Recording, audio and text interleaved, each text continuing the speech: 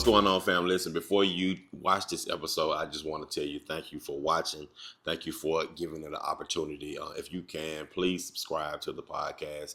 And also, one more thing, if you could tell one more person to check the podcast out, just one more person, I really appreciate y'all.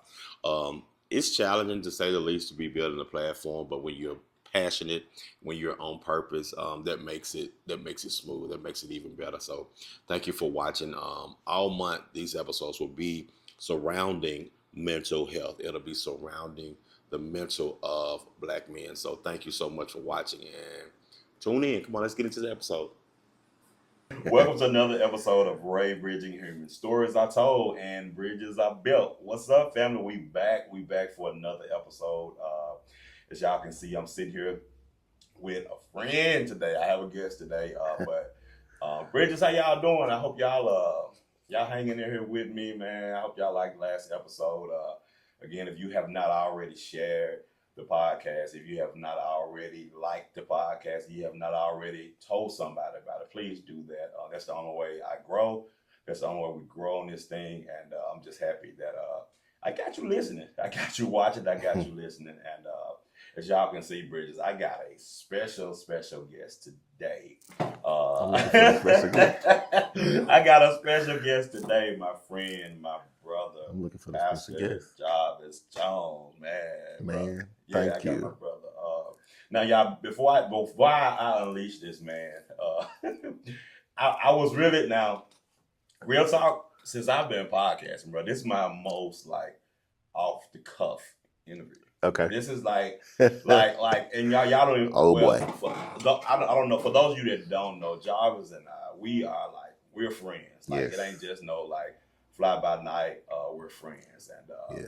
And so I was thinking about asking you to come on the podcast. I was thinking about asking to come on the podcast, y'all. And I was like, I don't know if bro ready, but I was like, I reached out. And I made a long soliloquy. I just wrote it out, trying to be real elegant. And man, bro said, yeah. I was like, bro, I'm tripping, bro. I'm trying to go through all the emotions, but yeah, I'm so happy and I'm so excited that my brother is sitting here with me today, Pastor Jarvis Jones. What's up, bro? What is up? What's up, man? Yeah, man. What's up, man? Glad to be here. How you been, man? Better than I deserve. I will say that. Better than I deserve, for sure. Y'all, I'm gonna tell y'all something. For his birthday, he invited me over to Arkansas, and so I went over there, and now his church is in West Memphis. It's over the bridge. I went over there or whatnot, and so I pulled up, and before I pulled up, I heard music. I saw people. And I drove around the corner. Man, food truck, people, everybody in y'all backyard going. And to me, that speaks to who you are. On a Monday. On a Monday.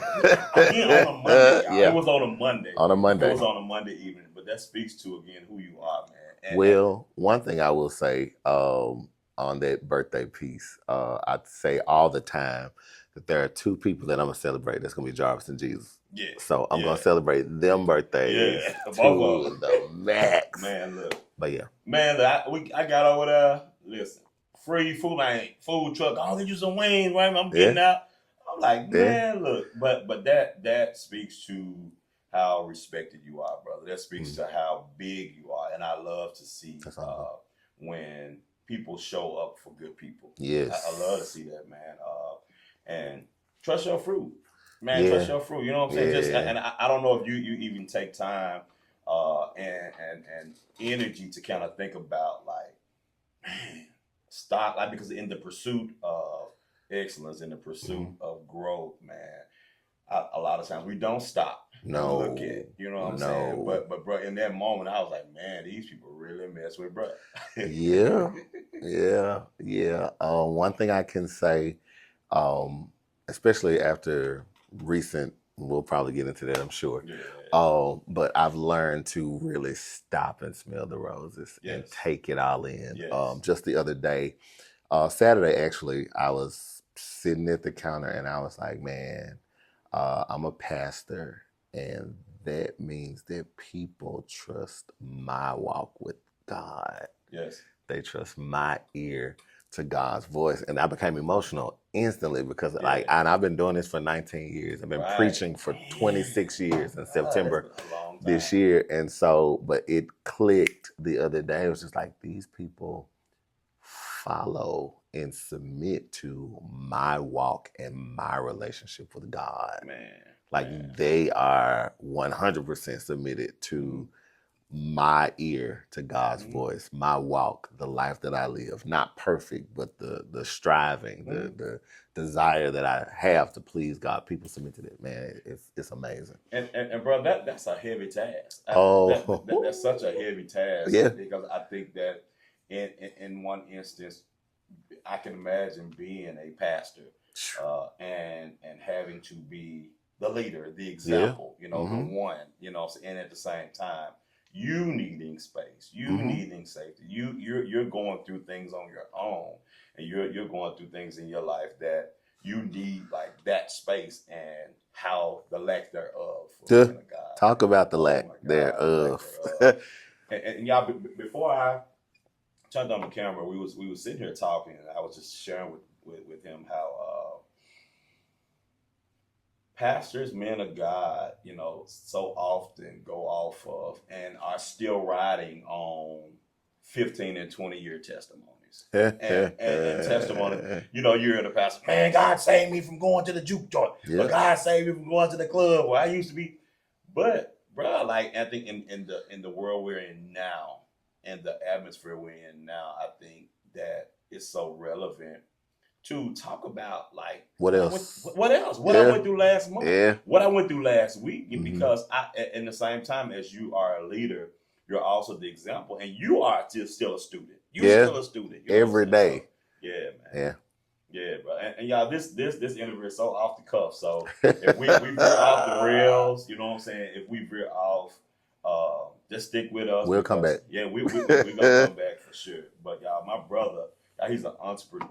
He's an author. He's a life coach. He's a community leader, man. This man do so much, and too much. When I look at the titles, you know what I'm saying?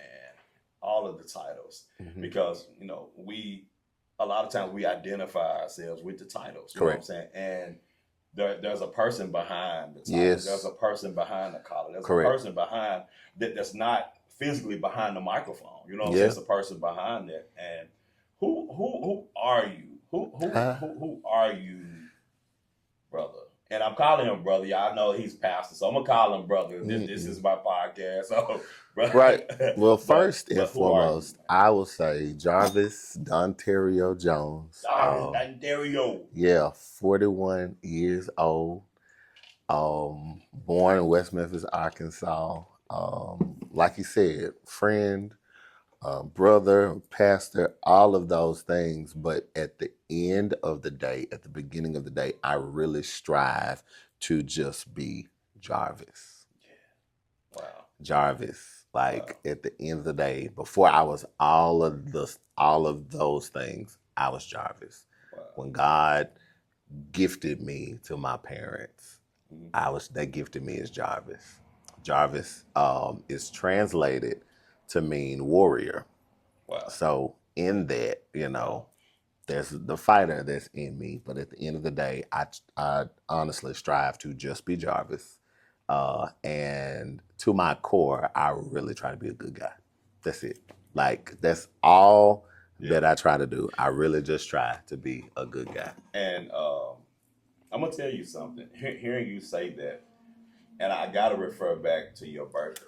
And when everybody in that house, nobody was trying. You know how people get around pastor and try to put on and try to act so way. Nobody was trying to put on. Not in my house. And that again, no. that speaks to who you are. Right. That speaks to how you lead. And that speaks to the essence of the core and the foundation of who you are as a man, bro. For sure. I straight up respect that, man. Now, you've recently gone through some things. things, and he's recently gone through some things. And I know some of y'all probably watching this, like, what he gonna say? What he gonna say? Hey, listen, Let's say it. We finna have a conversation. I'm gonna bag up, and then I'm gonna bag up some more. And y'all know how when you're busy, you know, when you're a go-getter, you're always busy, you're always doing things. So I don't know if you remember, bro, but like about a year ago, and you know when you see somebody you love, somebody you really, really mess with, we see each other like, hey, bro, we're getting together. Like, we're gonna get together. We're gonna get there. So that week. And so about a year ago, that week. we had planned. Made plans. A Wednesday night. I remember. Said, bruh, pull up to the house. Yes. Bruh, pull up to the house Wednesday. Yes. And Wednesday came. I was ready. I had about some chicken and everything, bro. and I called you, and I didn't get no answer. And then I called again. I didn't get an answer. I called that morning. I called it evening to get another answer. So I was like, oh, well, maybe he just busy. And then like a day or two went by. I'm like, wait a minute. Bruh, like, what's up, bruh? And so I didn't know what had happened. But rewinding back another year prior to that, you were in the news. Actually, two. It was two. It was two prior. It was October of 2023. Was it? I don't know why I thought it was 24, bro. Yeah, it was October of 2023. Wow. October 11th, 2023. What happened, bro? What happened? I know that's a loaded question. That's a loaded question. But what happened, bro? Are we talking? I just want to be clear. Are we talking the movie scene that I woke up to at 6:45 that morning? Man, yeah. With police officers, federal agents knocking at my door. Wow. Well, before you answer that, that question, because I'm gonna do it. Yeah, I know. Yeah, you ain't got no. You know, hey, listen. You have branded. I want you to kind of segue us into the conversation because you have branded all as well. You have been saying. Yeah. You have been saying. You have been leading with that. October 11th, 2023. Yes. I remember. We'll back up to that. We'll get to the all is well. We'll start with all is well. I remember sitting on my couch after being locked up at the federal building all day. Wow. Had no clue that laying down October 10th would wake up and October 11th changed my life forever. I'm just going to be honest. Wow. And so my response to the public, I remember sitting on the couch. I had called an emergency meeting with my church and my leaders and my family members and all of this, because obviously it was crazy that day. Yeah. And the only thing that came to mind that I could say was, all is well. Wow. And I meant that. So much so, I remember saying, I'm going to make this work for me. I remember saying, I'm going to make this work for me. Wow. Went to the meeting with the church and had the meeting with the church. And I remember telling them, but all is well. We left that meeting, went to Huey's that night for dinner. And I remember telling my close people that I was with, it's all good. All is well. And the next day, I woke up and it was just kind of like, I'm going to have to make this work for me. And I reached out to my graphic designer and I was like, I got a little something. He had already, show you how people talk. At the time, he lived in Dallas. Okay. And someone had sent him Wow. the clip in Dallas. Wow. Of what was going on. Wow. And so before I could say, he was like, what's up? What do you need? How do I, and I told him, I said, I need something that says all is well. And he was like, yeah, we're going to make this work for us. Wow. And so within an hour, he sent me the design. He sent me the design that I have now branded on my body. Shout out to FCI Memphis. He just got this I got a whole sleeve. And I just said, like, that's who I am, and it takes, and where it comes from, where it stems from, is the Shunammite woman in the Bible, who had made the place, she made the room for the prophet, and he prophesied what she didn't want, and that was a son. Story goes on to say that her son dies in her lap, and she takes the dead child into the room that she made on her house for the prophet, lays the body on the bed, and says to her husband, she's going to go and find the prophet. And the husband is saying, no, you need to stay here. And she left home saying, all is well. When story goes on to say that got in the field, the prophet's servant saw her, the prophet saw her. He identifies her and says, go and bring her. And so in doing so, the servant asked, how's your son? How's your husband? And her response was, all is well. With all hell broke loose at home, she maintained her confession. And so that right there has always stuck with me. Wow. So yeah. So if you can, for the people who don't know, if you could share with them what happened, because I know the news has a story, right? They have a narrative. Okay. And then I was federally indicted on 2 federal charges, one for aiding and abetting, second for wire fraud through the Paycheck Protection Program, when people were getting PPP loans. My church we got a loan for my church and did not know what was submitted, who I trusted was not honest, and so that basically spiraled downhill. When you, and I don't know how it all worked, but when you heard about it was coming down the pike, like what did you feel, bro? So the investigators pulled up at my house one day. Wow. They pulled up at my house. I had gone. This was during February 2023. February 2023. I had gone to pick up some free COVID tests. Okay. And was coming back in the house, pulled in the garage, and I was getting out the car and heard a voice say, "Is this Jarvis Jones? Jarvis Jones's residence?" And I was like, "Yeah." And so, for the federal investigators. Wow. Mm-hmm. Wow. So what did I feel? Mm-hmm. Oh my God! What? Like this is a real thing. This is a real thing. Like it's not a movie. This is reality. Mm-hmm. And so, yeah, it was put out. It was basically my whole life was put out in front of me. Because of the individual, what was said and what was done, and I was a deer in headlights. I had no idea. If I could say anything to kind of, it would be always read the fine print.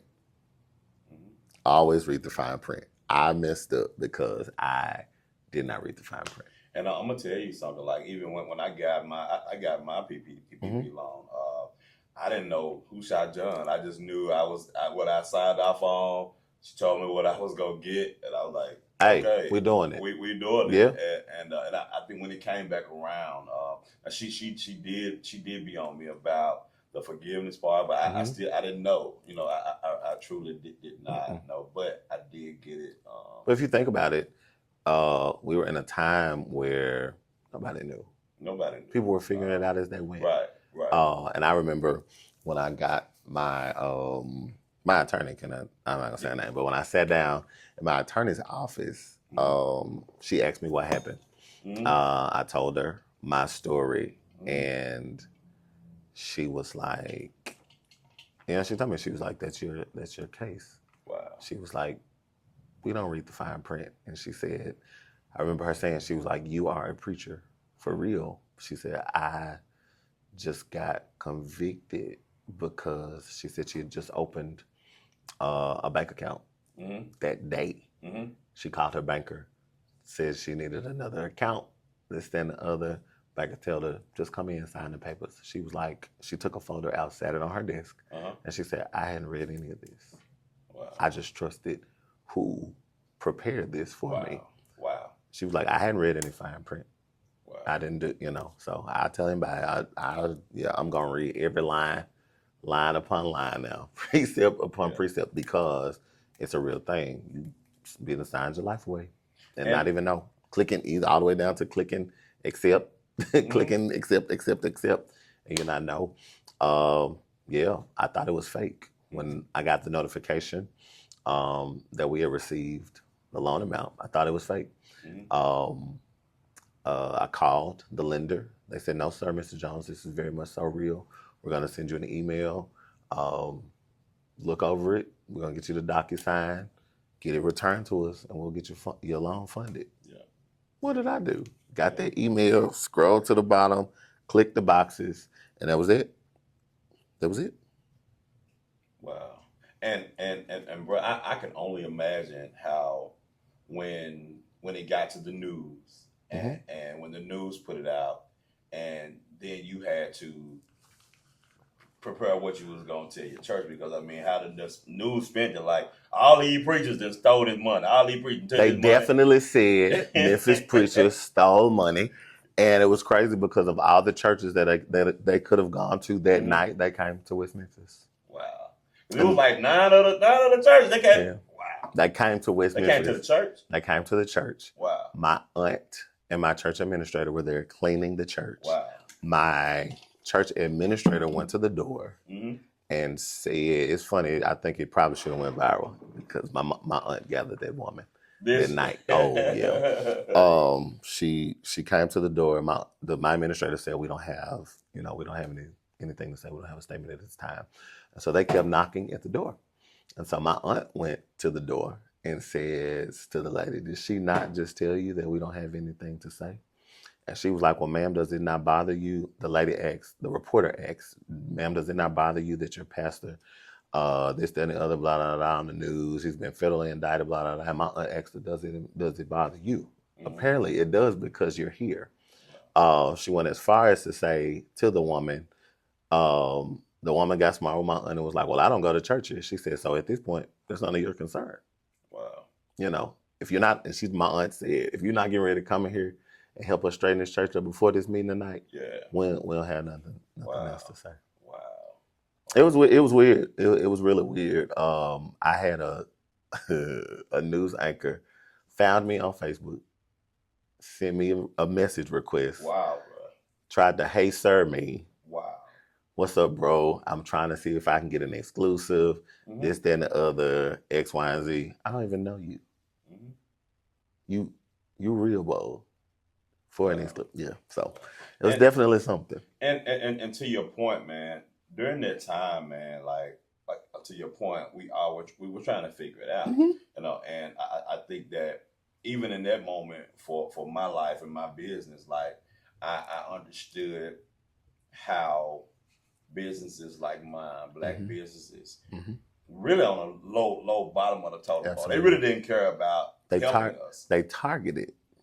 Right. They gave additional funding for businesses in urban community. You know what I'm saying? So yeah, we were. And so let's go here. Let's go here, bro. Because the news was like, pastors stole money. Yep. They took money, and so that because I know you knew what it was, but the perception of pastors anyway. You know what I'm saying? The perception of men of God in this day and time. Especially in a small town.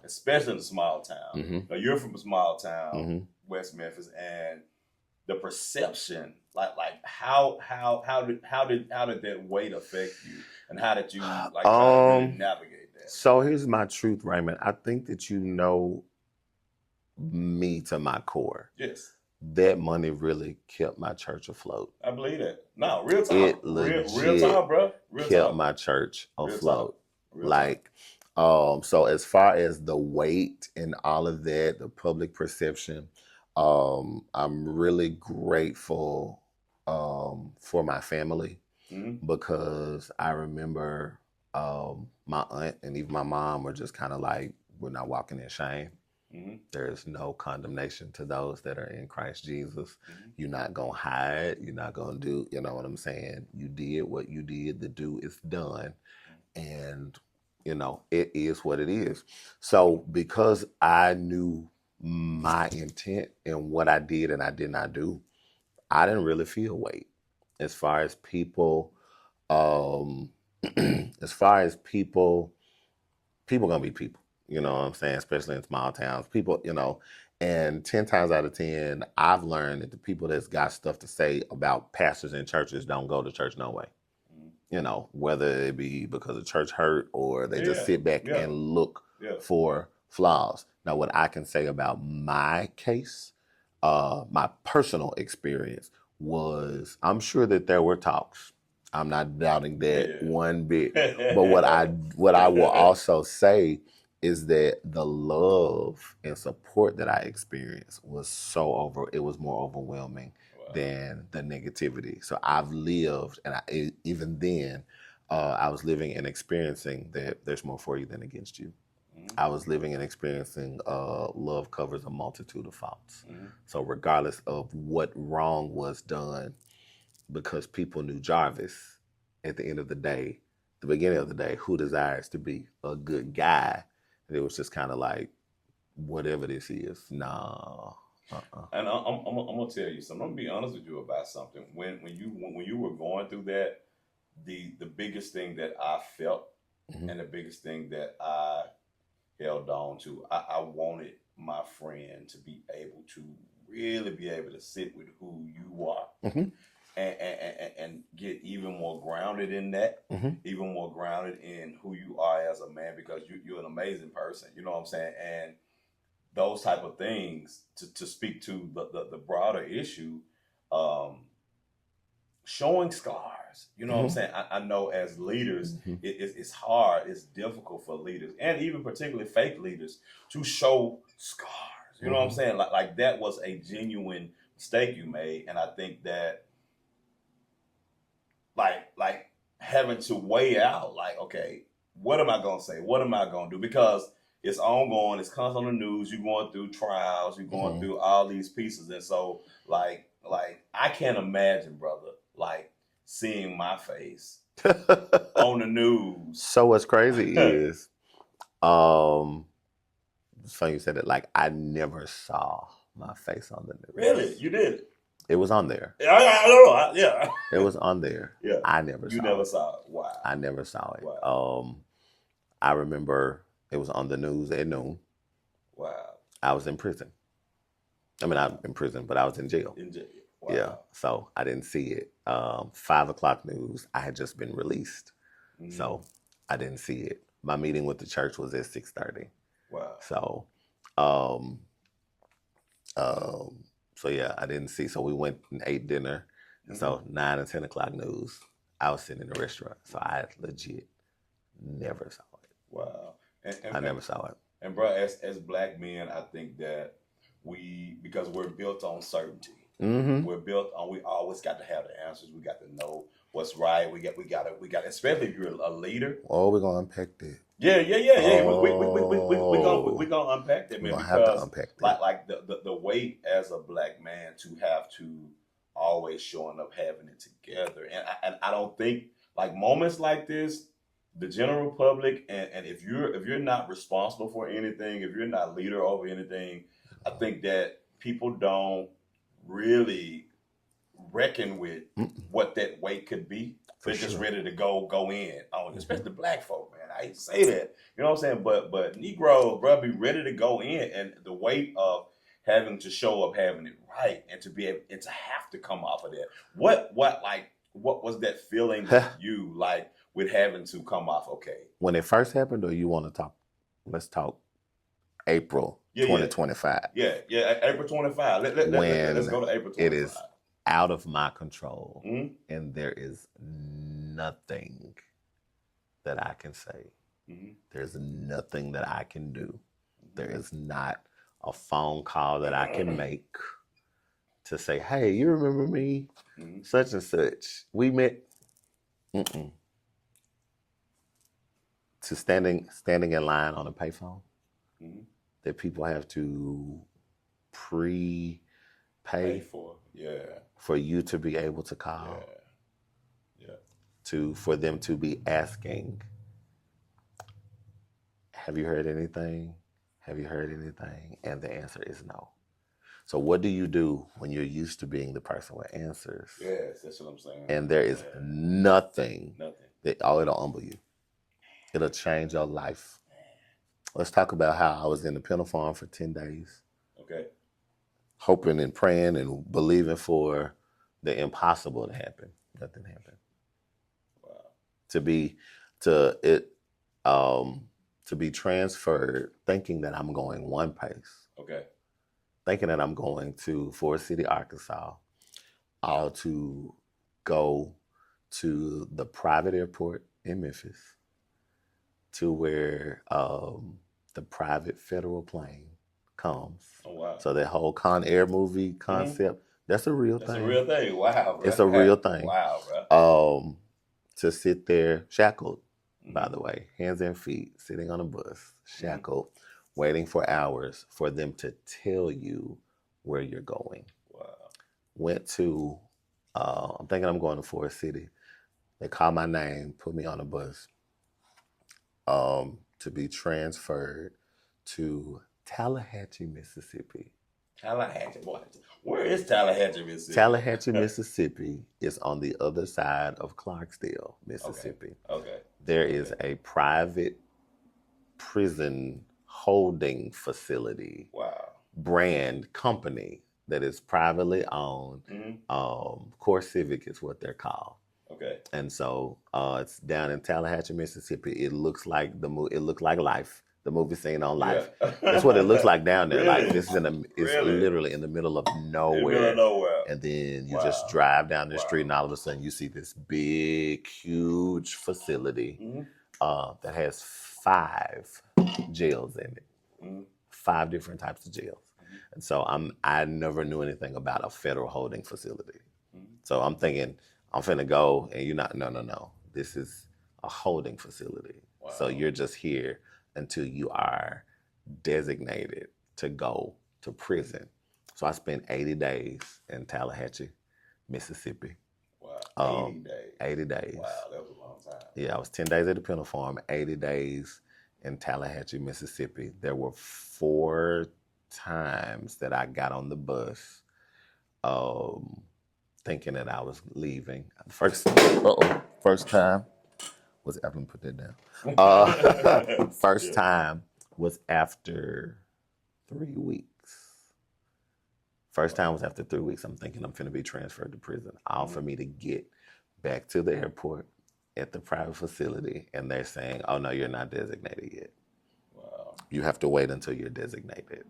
So I'm sorry, Cook. Oh yeah. You got my mind going because you're a man of faith, and you're used to having the answers. You're used to being the one that people come to with the answer. What was in those moments like? How did you reckon with your faith? It was gut wrenching. I didn't. Woo! It was heartbreaking. I've been in a relationship and experienced heartbreak before, but I've never hurt like I hurt then. I'm talking just heart, like gut wrenching, like a punch in the gut every day, thinking today could be the day, and it's not. And the way that you're treated, I'm a good guy. I try to be a good guy. The way they treat people, I'm not used to people being rude. Yeah. I'm not used to people getting paid. To take that, right? And you have no other choice than to take it. Yeah. That was a whole different to having the answers. Like it got to the point that I stopped talking to people because emotionally, mentally, that thing played with me to have to constantly be saying this, I don't know. I don't know. Something that I believe is that you rehearse what you want to perfect. And so it was like rehearsing the side. I know that I was sounding like a broken record. Wow. Every day it was, how you doing? I'm fine. Do you need anything? No. Like being in a place, ramming for people to say, well, if you need anything, let me know. Yeah. And yeah. I had to ask, like, what do I say? What do I say? Well, Like, do I need something? Like, I know that I'm provided for and I'm straight. Like my family, shout out to my family, they held it down for me. And people held it down, but it was just like, if you need me, let me know. And so on one hand, it's just kind of like, well, clearly, you know where I am. 10 times out of 10, I'm probably gonna need something. Yeah. But how do I call and say, hey, I need you to send, I need you to do, like, that was different. That was more different. But to not have the answers, to not have the answers, and what was crazy, to not have the answers, but yet and still, I had to lead my church. Yeah. I was still leading my church. Yo, baby, yeah. I still was leading my church that I could not see. So we're in a time where I felt like, and this was, you asked about my faith. Yes. I felt like I didn't have it, or if I did have it, I had done it wrong. Wow. Because faith should have never let this happen. Man, bro. Faith would have gotten me out of this, and I never would have had to have seen this. Faith, so I believe, was gonna work a miracle. And it was like the sky was gonna pop open and the prison doors were gonna swing open and I was just gonna leave and I was gonna be the exception, and it didn't happen. And we have this image of faith. We have this image of going into situations and knowing God is gonna work when we need God to work. And I think we don't talk enough. But I feel like God knew that I needed it when I got picked up. Yeah. God knew you. I remember looking up, and church is all I. Yeah. I remember looking up the word faith to make sure I had it. Make sure you had it. I wanted to make sure. Yes. Yeah. I remember looking up the definition to faith. I remember looking up the definition to the word believe, because I wanted to make sure that if I am believing for this, if I'm believing God, why is God not coming through? Trust. Maybe I'm not trusting right. So I'm looking up the definition. I should have brought this stuff with me. I'm writing down definitions and synonyms to make sure that I am going about this the right way. And it just was not happening the way that I wanted. One of the things that I was able to see, though, it was in the holding facility, guys were excited to go to prison. Yeah. So on certain days, they had transfer days, Tuesdays, Thursdays, Fridays. This is so crazy. So you got faith and expectation is higher on the days prior. So Monday nights, Wednesday nights, Friday nights, the expectation was high because it was just like, tomorrow might be the day that, that I leave. And so it would also be one of those things, though, again, heart-wrenching to wake up the next day and you're still here. Wow. Me too. And before we even go into, because I know that this could easily turn into us helping people, and that's what this ultimately is. And I want to stick with you, the man. If you had to, because I think that first of all, this is your safety, this is your space, this is your time. I want people to really see the raw heart of who you are. If you had to call out, this is a man, you're a leader in community. I get indicted. I get federally indicted. I gotta go to jail. If you could name the emotion, like was it guilt? Was it shame? Was it humiliation? Like, what if you could call out the emotion that you the emotion that you felt most in those moments, man? Because honestly, I will say I was numb. You know. I really was. Okay. Like, Okay. I can say from the beginning, the morning that I got picked up, they put me in handcuffs. I didn't even get to brush my teeth. They didn't just brush your teeth, bro. For real. They just took it. No, sir. I was I had on a t-shirt and some drawers. Wow. They were beating on the door. Wow. Jumped up. They told me to step outside my front yard. Just like that. In my drawers. Wow. Put me in handcuffs. Wow. They didn't put your pants on? So I was like, can I put some pants on? I need my glasses and put some shoes on. They would not take the handcuffs off for me. Now, it's 7 of them. Oh, wow. They wouldn't take the handcuffs off for me to put some pants on. We went in a room. The guy was like, here, just put these joggers on. Put these Crocs on. Put your glasses on. That's it. I had to lay back on the bed and let the man put joggers on me because they wouldn't take the handcuffs off.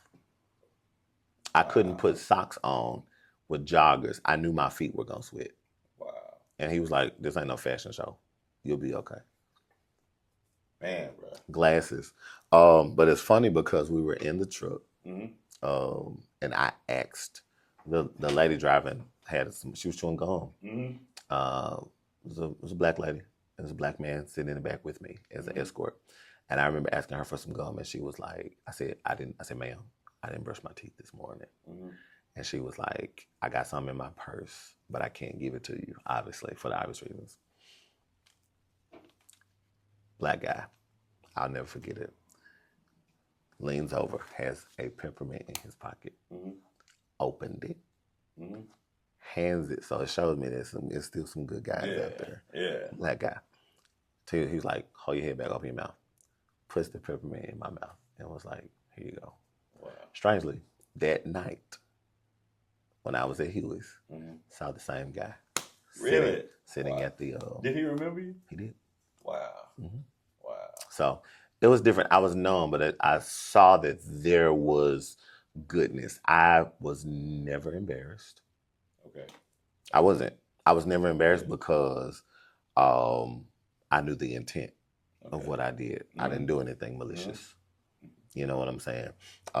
Never shamed, never felt guilty.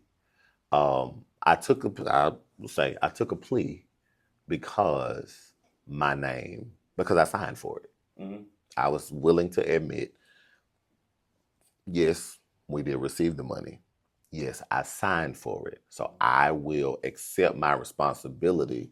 I will accept the responsibility for what I did with my name being on the line. I will be accountable in that regard. But no, I was never embarrassed, never shamed, never nothing. If you had to speak... Remorseful, like more so, dang, why didn't you read this? Okay. That's it. Okay, yeah.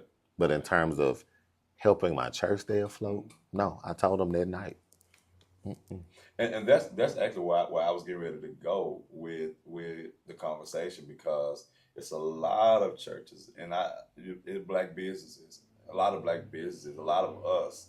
Like, I think, and I've been guilty of this before too. Like we just know the need, and it's such a pressing need in community all the time. We just want to get it done. You know what I'm saying? And just how has this changed the way you deal with business, with your church, with your ministry? How does this change the way you look at things? And can you speak to, like, because I know it's other pastors that has gone through this. They just didn't get, didn't nobody come for them. But like, how do you speak to this now? Because they still out. They still knocking on doors. But how do I? How can you speak to, like, I guess the financial on the other side of it? On the other side of it, like I would just say, read the fine print. Like, I cannot stress that. I cannot stress that enough. Read the fine print. I mean, there are resources available. And it wasn't that it wasn't that I didn't do what it was supposed to have been done. It was the way that it was presented for us was inaccurate. So that's what, like, I'll tell anybody, read the fine print. read the fine print, because this could have all been different. You know what I'm saying? The financial literacy of it, you and I both know, and people watching as well know, first place that people are gonna go when they're in trouble is the church. It's the church, yeah. And so I tell anybody, real talk. We bought cleaning supplies, we fed people, we paid bills, we did all of the right things. I was able to, when they were presenting discovery stuff, I was able to present receipts. They had stacks, I had stacks. You know, this is what it is. Like, this is what, but it was just one of those things. Like, the bottom line was, just not reading the fine print. Wow. So how do you look at accountability now? How do you look at accountability as a Black man? Like, has it I'm shifted? going to make sure that I'm covered. Oh yeah. Oh yeah. I'm going to make sure that I'm covered. Somebody is going to know something. Yeah. Somebody is going to know something. And even in this particular instance, it was not that it caught everybody off guard. It was like we had no idea. No. Yeah. They knew. Everybody knew. Okay. They knew. People knew that there were core people that knew that we had gotten it. They did not. I did not make them aware of the severity, because I was made to believe one thing, and then the indictment drops. So accountability. Oh yeah, it's definitely gonna be checks and balances. Yeah. Definitely gonna be checks and balances. Yeah. How did you translate this to your church? How did you translate? Like, I was honest. I was brutally honest. I met with them that first night. Told them everything from top to bottom. Like, it was not, I did this in y'all's name. And they were able to see, you know what I'm saying? This is what happened. This is what was done. Y'all remember when there were technology upgrades? Y'all remember when there was this, there was that? Like, this is a real thing. Like, I did ministry. Like, I stand on it. They'll tell you, I did ministry. And I believe that is why they stuck it out. They went to court. I remember the day of my sentencing, the judge said, I can tell that you're a good guy. Because if you were not a good guy, you would not have a gallery full of people. That courtroom looked like a 3 o'clock program. Full. Yeah. People not gonna take off work and travel and do, you know what I'm saying, do all of the things for somebody that's wrong. All the way down to the initial day of the sentencing or whatever. And the initial day of the sentence, the judge, he was baffled. I had to go back. He needed more time to think and to deliberate, simply because he was just like, I just need more time to think about this. Man, that's crazy, bro. It's really crazy. And now that you're on the other side of this, though, like, what was the lesson you feel like God wanted to teach you? Slow down.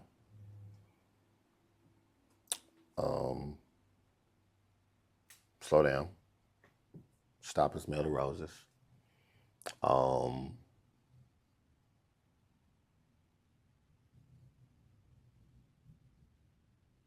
down. Stop and smell the roses. Let people love you. That's what I'm trying to get to. Yeah. Let people love you. Let people be there for you. Let people. I'm the type that if I can shield you from hurt or anything, I'm gonna do it. You will. You know what I'm saying? Like, I'm gonna do it. You would never know. You know what I'm saying? And so it's one of those things that, I just kind of tried to keep things under wraps. Tried to keep things, it's gonna work out. Not really gonna tell. I'll be honest with you. I was going to the preliminary stuff alone. Really? I didn't want people going. Wow. I didn't want people to see. At one point, I didn't know if I wanted my family there. I didn't know anything. Obviously, I hadn't been in trouble. I didn't know anything about sentencing, so I almost didn't want my mom and them there. Yeah. In the unlikely event that they had taken me that day. Yeah. You know what I'm saying? Yeah. So just to, take it all in, slow down, let people love you, and be okay with not having all of the answers all the time. Yes. Like, to not know and to not have the answers, man, that broke something in me. Because I could tell. Like, I just didn't. And so to do it, so I would say to do it, to lead, and I would say to actively be leading. And I can't see y'all. I don't know who's showing up. I don't know nothing. All I know is that in the moments and in the space where I feel like God ain't talking to me, I could identify moments where he would say, this is what y'all got to, this is what you need to tell them that they need to do. So I was frustrated. It would be very frustrating, very disheartening, because he would speak to me about them and the church, but I would ask him selfish things and it would be like nothing. And I remember a friend of mine told me one day, she said, he's not going to speak to you about it. It's too touchy of a subject. She said, it's too touchy of a subject. She said, so just be okay when he speaks to you about what he speaks to you about and do what he says in those moments. She said, because you're wanting him to say, I'm getting you out Thursday. Yeah. And he's not going to say that. Because to your point, as a believer, as black families, like we always, to your point, we feel like we need certainty. It's so hard to say, I don't know. Ooh. It's so hard to say, I don't have the answers. It's so hard to say, man, I don't know. Like that's hard, especially being a black man, brother. Being a black man, and when we said at the beginning, like we live in such a certainty, and it's such a facade, because it's like, bro, like we're not going to have the answers all the time, and we have to know how to. And I think that's the work, Jarvis, the work of being okay with not having the answers. To go from being self-sufficient to insufficient will change your life. Man, bro.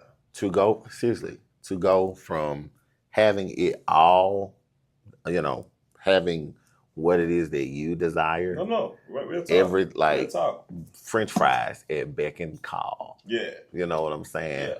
I can jump up and run to Waffle House at 3 a.m. I can do, to go from that to this is what you wear every day. We're going to give you underwear. We're going to give you socks. You lay down at this time. Wow. You get up at this time. Wow. You eat at this time. If you don't eat this, you figure it out. For it to have to call to say, hey, I need money to be able to talk on the phone. I need money to be able to email. I need money, all the way down to where I'm pretty sure you have probably multiple cell phones and this and the other, to having to write down people's phone. Can I excuse me? Can I borrow your pen for a second? Wow. To write down a phone number, and you cannot lose this sheet of paper. I'll never forget when I was getting ready to leave. Man. When I left the Pinna Farm, there was a little, I still got it, a little Ziploc bag that I had written numbers in and probably wrote a sermon, and this kind of stuff. And I thought that I was going to be able to take it with me to Tallahatchie. And the lady told me, no, I couldn't take it. Wow. Wow. I felt like my life had been snatched from me. Every phone number, every ounce of everything that I had done within that 10 days, the lady said, no, you can't. I joked about it and called it my Palm Pilot. It was a little sheet of paper that folded up. And she was like, and I was like, she could tell I was devastated. And she was like, wait, your clothes are still here. She was like, I can fold it up and I'll put this in the bag of your stuff. And so whenever somebody comes to get it, you'll have it. Wow. So we're talking phone numbers, like my whole livelihood, my direct connection to everything outside of those walls, taken from me. Taken from you. And it ain't nothing you can do. Man. There's nothing you can do. And you had to sit with a lot of stuff. You had to sit with a lot of emotions that I know that the average person, like, and couldn't take. I'm so thankful that you are able to talk about this now, because people just think that, oh, he locked up. He'll be all right. As a preacher. As a preacher, as a man of faith. You're not a criminal. I remember that I'm not a criminal. I remember asking my mom with tears in my eyes, Mom, why is God not answering my prayers? Why won't God do this for me? What am I not doing? Like, what am I not doing right? What have I not done? Like, I know I'm not perfect, but come on, like all of the good that I have done, like it ought to count for something at some point. Like it's not adding up. And to sit, I'm telling you, to sit with it, to go and I'm probably sound like I'm all over the place, but to like on the days that I would, so I think I told you it was 4 times that I left. So 3 times I left, and this is getting up at 4:30 in the morning, strip searched, shackled, hands and feet, sitting on a bus in the summer, no air conditioning, like a school bus, no air conditioning, 2.5 hours to Memphis. You sit on the bus, wait on them to call your name, all for them not to call your name. All for them not to call your name. All for them not to call your name. So you have to sit on them to wait to fill the bus up, to go right back where you were, to go through hours of intake again. Wow. You know what I'm saying? And it's just one of those things, like you pray the whole time, Lord, let today be the day. And you get there and today and today. I can imagine what your sermons are now on faith and on trusting God and on believing that God is going to make a way. Like the experience, the lived experience. Can I be honest with you? Yeah. Come on. I hadn't started preaching it yet. Wow. I haven't. Wow. I haven't started preaching that. There are moments, I think that my preaching is, so they say, shout out to the greatest church in the world, the Peculiar Church. But listen, they say that they're more intense, but I haven't, because I don't think that I have that figured out yet. I don't. I have a better understanding about the sovereignty of God and how he moves, how he wants. But aside from that, I hadn't started really unpacking, But that's so vulnerable for you to say, brother, because you're not trying to get in front of it like, yeah, I got this, and this is what it is. I don't want to mess it up. This vulnerability that you are exemplifying right now, to be able to say, man, I ain't ready for it yet. One of my mentors told me, you know him quite well. Okay. Said to me, he was like, you got to get ahead of this. We gotta, something about the barking dog. We gotta make it work for you right now. And, I threw it out there. I threw a concept. edit, and it was gonna work, and it was gonna be so good. And the Lord was like, nope, that's not what we're gonna do. Running at the barking dog. We're gonna run at this barking dog. Like, you're going, like, I'm gonna be honest with you, like, this is the first time that I've sat down and talked this length of time about it seriously, because I joke about it. I literally joke about it, and people just cringe or whatever. And it's not a laugh to keep from crying kind of situation. Like, it is definitely a part of my reality, but I've not been ready to, I've not wanted to run at the barking dog yet.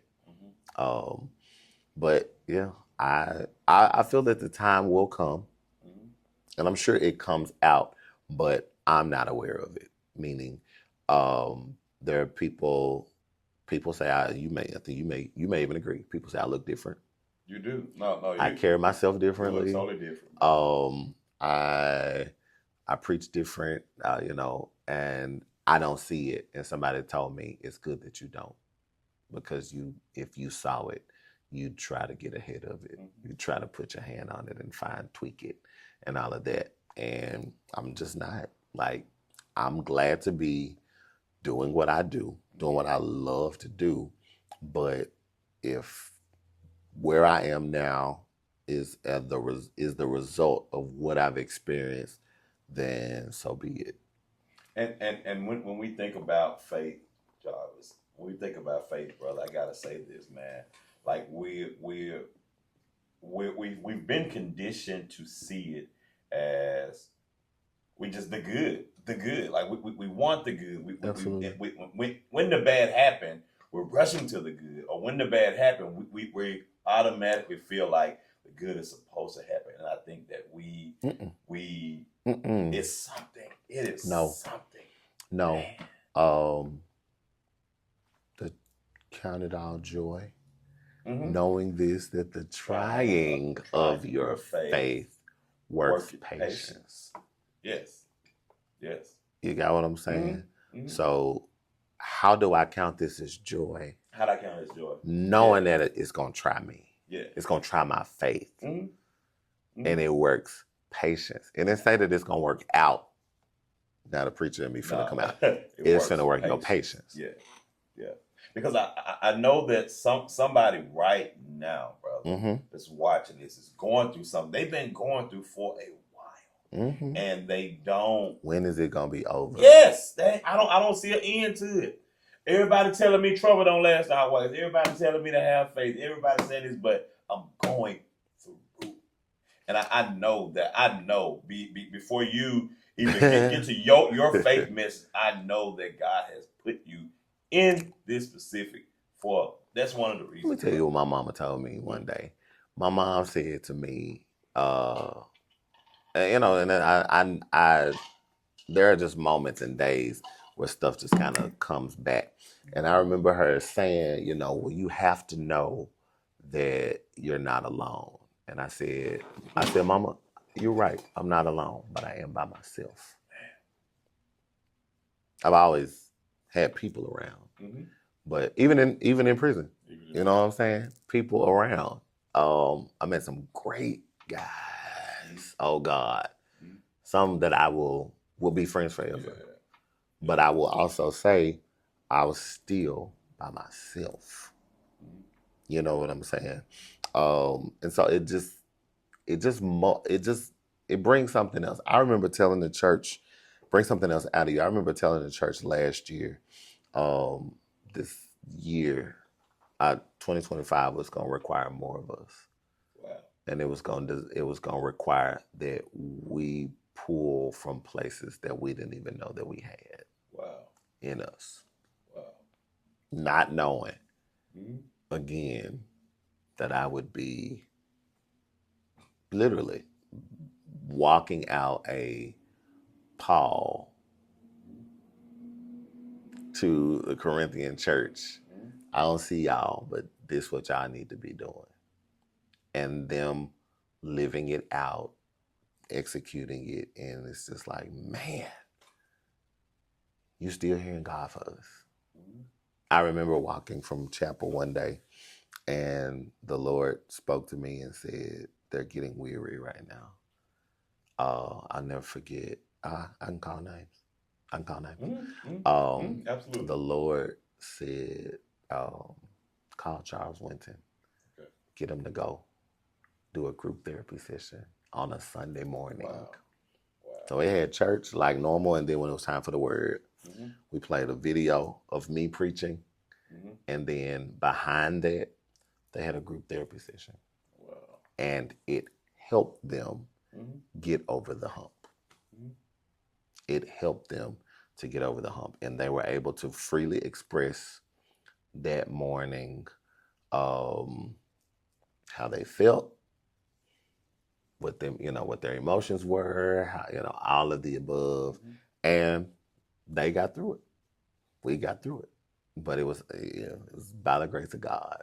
And I'm just thankful that you're willing to actually talk about and say and spell out what you have gone through, because I know we're in a season now with the people of God, Jarvis, with the people of God, Pastor, that we have to be willing to show our wounds. Oh yeah. I think not you, but the grand church as a whole, we've created this spectacle of celebrity and this spectacle of I'm perfect and this spectacle of this. And so I feel like for God to allow you to experience this, man, God, man, I honor your story. God honors your story, but people need to see that. And I think it's going to be special men of God, anointed men that can go through what you have gone through and be able to get out on the other side of it, man. So what do you think this experience, if any, bro, I'm just shooting a shot in the dark,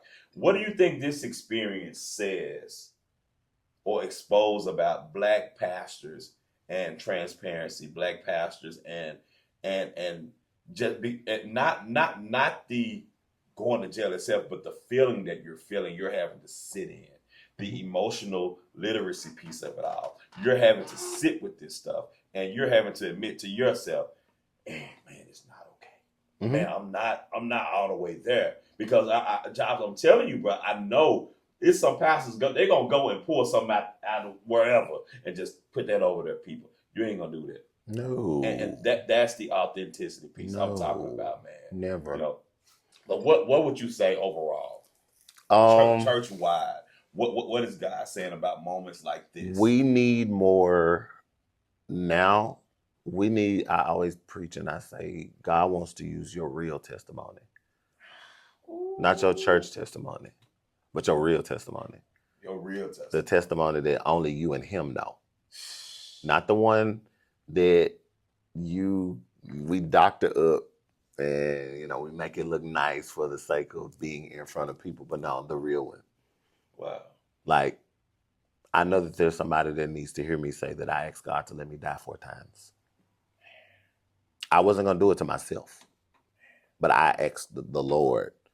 I told God, hey, just let me die 4 times. Wow, bro. Consecrated bishop, a firm apostle. Wow. Yes. God, my sentence was short. I remember telling people, I don't think I'm going to make it through this. And it wasn't even a long time, but it was, people need the authentic testimony, the testimony in which, the one that you and God know, the one that you would cringe if somebody starts to know this testimony. That's the one God really want to use. True statement. Wow. True statement. Bible says that we overcome by the blood of the Lamb. We rejoice about the blood of the Lamb. But what about the word of our testimony? Raymond, I met a guy, 27 years old, Nick. He might watch this one day. Nick's 27 years old. He told me he knew why. He knew we celebrated Easter. He knew we celebrated Christmas. And he never knew why. It's a lot of people like that. I sat down, explained Jesus' life to him. And I was like, do you believe that? Not me, the preacher in me. I'm walking him through the steps, plan of salvation. Yeah. And he was like, yeah. And you know what he said to me? And I will never forget it. He said to me, if it's good enough for you, it's good enough for me. Because I see the conviction that you have speaking about this. Wow. So if this that you speak of is good enough for you, yeah, I believe this based on what you're telling me. And if it's good enough for you, it's good enough for me. That's word, bro. That's word. Let your life be a testimony in such a way that someone who does not know will look at your life and say, what must I do? How do I do that? Sometimes we'll be the only Only Jesus Bible. somebody see, Only man. Bible. We'll be the only Jesus somebody, only Bible somebody see, bro. And so I like, and that's why even all of my pastor clients, they come and sit in this chair right here. I tell them, listen, man, hey, bro, you can know every scripture word for word. You can be able to quote it. You can be able to preach it. But if people don't see an example in your life, that's right, of this thing, man, bro, you just talking. We're just actors on a stage, like Kirk Franklin said, bro. We're just actors on a stage, bro. We're just out here talking, bro. Because people need to be able to see my life, and that's why I've never, honestly, I'm just talking to you right now, brother to brother. I've never, like, especially now within the past couple of years, people wonder about my faith and wonder what Raymond got going on. I don't go up anymore for a lot of the smoke and mirrors, bro, because I need to see your fruit. I need to see your fruit. I need to see your fruit, bro. And so that's why when I came over to your house, your birthday, that was your fruit. That said to me, that was the God in you that draws those people. That was the God in you that's showing the fruit, man. Yeah. And so as a black man, the mental health piece of it all, I didn't know you asked God to take you 4 times. Nobody did. I didn't know that. You know what I'm saying? And so that's what I'm saying. Like in the middle of struggles, in the middle of the thing, not the end, because you're out now, but in the thick. Man, listen. I said, God, like first couple of days I was in the penal farm. I knew I wasn't gonna do it, but I was just like, God, you can come and get me. And to show you how in that moment it was selfish, because can you imagine? Let's just talk you. Yeah. One, you called that Wednesday and I didn't answer. And then you hear, okay, yeah, well, this is what happened. Yeah. And then you get another call that says, yeah, I'd be done, bro. Yeah. Stunned. Yeah. There were so many people, like, again, that I learned for me and not against me. But I will also say, my mom said, because I'll be honest with you, I didn't eat for 2.5, 3 weeks. I didn't eat. Cause bro, you lost weight. You ain't never been fat. I lost 50 pounds. You lost 50 pounds, bro. 50 pounds. Wow. Yeah. I could show you a picture of myself then, and you'd be like, I think I sent it to you, didn't I? Yeah, I'll show you. Okay. Yeah. Okay, yeah. But it was one of those things, like, my mom said to me, I was so emotionally broken, I couldn't bear the thought of hearing people's voices. I couldn't talk to my sisters. I couldn't talk to, my cousins. I couldn't talk to my grandma. I just couldn't bear. And it wasn't that I was embarrassed. I just couldn't. I know how I am. When it comes to my family, I let all of it go. Yeah. I'm gonna be honest with you. Yeah. But I remember my mom, it was on a Saturday. It was the first time I talked to my dad. And my mama had told me, she was like, you need to eat. You need to be, are you eating something? Are you trying to eat something? And I was just like, yeah. She was like, you're concerned about your sisters, but I think that your sisters would be devastated if something happened to you. And it was a result of you not doing what you could to help yourself in this moment. First time I talked to my dad, it was on a Saturday. And he was like, I need you to eat something. He said, I know you're a picky eater, and I know you like what you like and you don't. He said, but you're going to have to take one for the team. Wow. You're going to have to take one for the team and at least try. And that was the day, honestly. That was the day I started eating. Wow. Mm-hmm. Wow. That was the day I started eating. So, yeah, it was real. I'm not going to tell nobody there was a cakewalk. Other side of it, I'm going to smile and kind of lift the load up a little bit. People ask me, what was it like? Mm-hmm. Did you go to college? Did you go to college? No, well, I'm in college now, but okay. I didn't go to college when I was young. You remember when we were younger? Okay. And freshman year, first semester, you had to get dropped off, and you couldn't take a car. You remember that? That time? Yeah. Now we're showing our age. Right, but you remember you couldn't take a car? Right. That was what it felt like. That's what it felt like. Wow. It felt like being in college, being away for a certain amount of time, and you couldn't leave till your folks came and picked you up. I think I just be worried about I gotta take a shower. Did you have to take a shower in front of people? No. You did? Mm-mm. Okay, good. I been thinking like, dang, bro, I gotta take a shower. Yeah, good. So it is very much. I will say this, and I'm glad that we lift this kind of light. Yeah. Because a lot of people, you probably getting a whole lot of answers to people. So I never had to take a shower in front of everybody. It looks like it looks on television, but it is not like it is. So where I was, it was I was at a lower security prison. So where I was, everybody was just trying to get home. So no, the showers are single stalls or whatever. Now the holdover, they had 4 showers, but they only went. You went one at a time. Wow. It was not 4 folk. No, it wasn't that.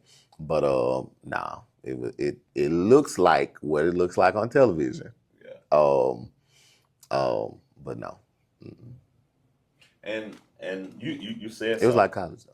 You said something. I know we're rounding out the episode, man. But you said something a little while ago that, and I try to keep this in my head a lot now. Jarvis, like, people are gonna discuss you. Like, people are going to discuss you. Let them. We discussed that. Did you just say that? Yes, we just said let that. them. It's okay. Let them. Like, let them. And my childhood pastor used to say that that's free advertising. Yes. Let them. Yes. Let them.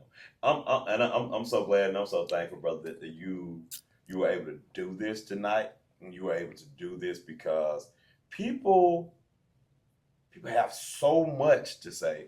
People create stories in their head about you. You know what I'm saying? And it's like, I can't worry about that. Like, we have to free ourselves from worrying about what we think people say. I've heard what people have had to say, but I feel like they're cowards because none of them, probably some of them are watching right now, none of them have been bold enough to come and say those things to me. Yeah, they're not. Yeah, it's been some stuff now. Yeah. And I'm pretty sure also what I've discovered is that what gets passed around will 10 times out of 10 be inaccurate. Mm-hmm. I had an aunt to ask me last week, I heard you got $2.5 million. Your aunt? Really? Yeah. Wow. Why didn't you, if you got that money for your church, why didn't you buy a church? I said, because I didn't get that amount of money that you said. Well, I heard that. Yeah, that didn't hit the bank. Wow. So you just, people are going to be people. Yeah. They're going to talk, and that's okay. You know what I'm saying? Most times it's going to be uninformed. And something that I've discovered about just let people. Let them. They going to do, when they show their hand. They're going to do it. When they show their hand. Believe. You won't get an opportunity to show me again. Yes. Man, bro, I'm going to tell you something, man. Like, one thing about my podcast and one thing about this platform, man, I live in bravery. Mm-hmm. I live in curiosity. I live in understanding that none of this stuff we've been painted is what it is. And so when I do stories, when I have people on, man, I know it takes a special person to sit in this seat because, like, you came prepared, and just the boldness that I see that God has done in and around you with this situation. You look different. You sound different.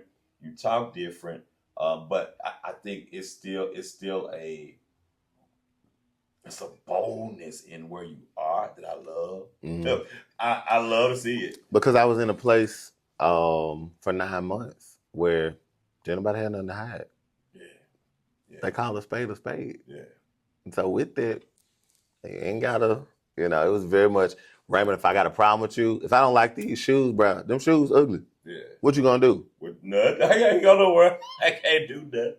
Yeah. Yeah, they ugly. I won't wear them, but if that's what you get down with, that's on you. Yeah. You know what I'm saying? So it's just kind of like, I remember a guy saying one day, lying may have got some people here. So you don't have to do that when you're in here.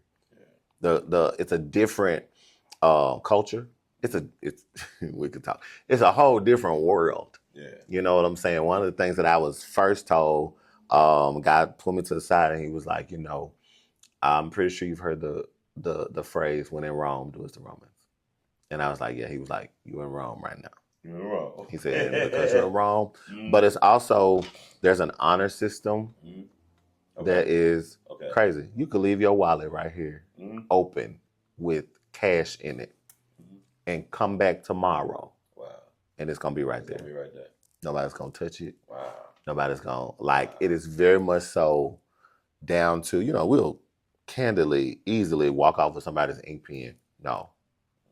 When you are, no, this is your pen. Here we go. Wow. It's very, no, it's different. I love it. But it also, it puts so much into perspective where, what are you hiding? What you gonna hide? I'm not no different than you. To be walking around in a place where we all have on the same outfit that none of us paid for. It's the same color, it's the same shirt, it's just different sizes. Wow. I ain't got no money in my pocket. You ain't got no money in your pocket. Wow. I don't. That's humility, bro. I don't have. We are no different. Wow. If I get something, it's gonna be because somebody gave it to me at this point. If I'm gonna get it, it's gonna be because I have to ask for it, just like you. Wow. Bro, my takeaway for this episode, and I want to hear your takeaway because we're wrapping. Okay. My takeaway for this episode, man, is to be certain that it's gonna be life situations that are gonna be uncertain. That's my takeaway. Mm-hmm. Be certain that there are going to be situations and things you're gonna go through. It's gonna be uncertain. It's gonna be you're gonna probably want to cuss God. You're gonna be that upset, and our God is big enough to handle. You're gonna want to crush God and God's people. Mm-hmm. And God's people. That'll be a whole nother episode. Yeah. Yeah. But what's your takeaway, brother, from this episode? Thank you so much. Man. Yeah. My takeaway, honestly, is if I could sum it all up, I've said it, I've echoed it, but it really, really hits home even for me now. Read the fine print. You got to be willing to read the room, see where you are, see, be accountable enough, attentive enough to make sure that you don't miss anything. Yeah. What is the lesson? What is in reading the room, what that feels like, what are you not seeing when you don't see nothing? What are you seeing when there's nothing to read? What are you seeing? What are you hearing? What are you saying when you're not here? Just the fine print. Wow. Yeah, you can't get away from it. I appreciate you, man. You have answered everything. You've said what you need to say, man. And I wasn't looking for a grandiose event for this episode. I really just wanted to hear your heart. And I hope and I speak that people hear your heart. Yeah. People hear your sincerity, man. And thank you. I love you so much, brother. Love you too. Thank you. If you have not already, please give your social media handles if you can, man. Follow me, Instagram. What is it? X? Is that what it's called now? X. Yeah. Threads. It's the Jarvis Jones. That's TheJarvys. Last name Jones. And I will also say I'm on YouTube. It may be dead, I think. It's Jarvis Jones. Yeah. Okay. On YouTube or whatever. But I will also say just be on the lookout. Y'all are here first. I got some new podcasts. I got a new book that I'm gonna be pushing real soon this summer called. I got a new book that's called You've Got What It Takes. Okay. You've got what it takes. You've got the necessary components and the key ingredients to do whatever it is that you desire, as well as I've got a new podcast. I gave him 3 before we started, but I've got some new podcast stuff that I want to do as well. So just stay tuned. There's some great things in the pipeline. I'm back recalibrating. Yes. And I've taken my time. Yes. But now it's I ain't even gonna lie to you. Have you started back coaching, or are you? I have started back coaching. I'm actually thinking about doing a cohort this summer. Okay. To jump back in there, probably June, July. Okay. To get them back in there, but yeah, I am. That's what's up. Well, thank y'all so much for watching another episode. Yes. Please subscribe. Please share this with a friend. Please comment on it. If you got any comments on what this meant to you, you have any questions, please feel free. Reach out. I will definitely get it to my brother, my boy. Thank you so much. And, absolutely. Thank you. This has been another episode of Raybridging Stories I Told and Bridges I Built. Love y'all. All right. Peace.